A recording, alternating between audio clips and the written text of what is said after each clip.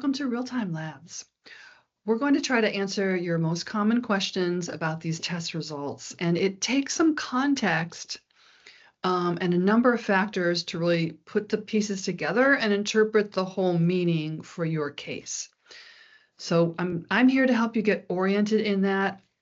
This is really best done with a practitioner looking at your health situation and your building situation and putting all the meaning together and how to move forward. So I'm here to kind of help you get oriented and get started. So let's go.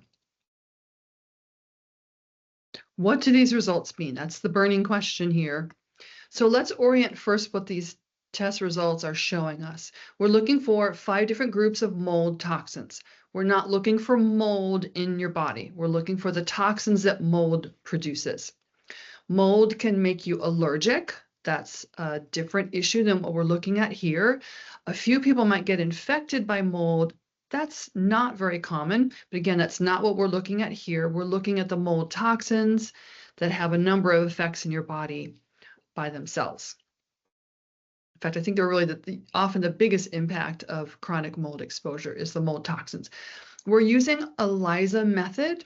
That's an acronym. ELISA is used for testing IgE food allergies, IgG food sensitivities. It's a well-established, well-documented and validated method. In fact, we hold the patent for using ELISA for mycotoxin testing, which is why RealTime has always been the leader in mycotoxin testing, because it has the best, most accurate method. This is a semi-quantitative result. That means you're not going to get an absolute number, or you're going to get a number within a range, but it might say above. You see this a lot in lab results. It just says above a certain number or below a certain number. And in this case, the most important item is present or not present.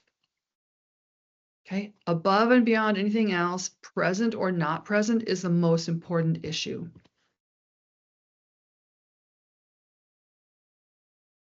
All right, so what about these columns of numbers, right? This is a laboratory result.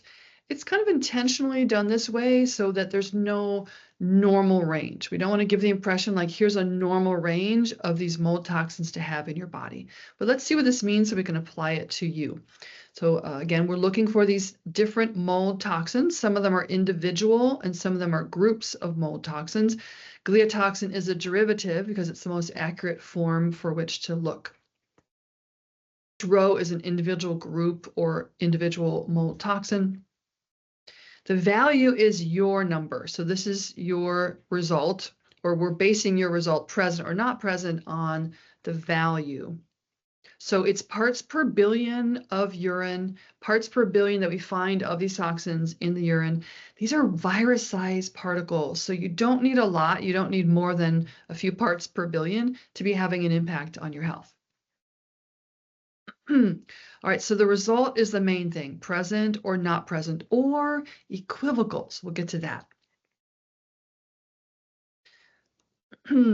There's present, not present, or equivocal. So equivocal means we're finding it, but it's a low enough amount that we can't say, 100% of the time for sure this is it.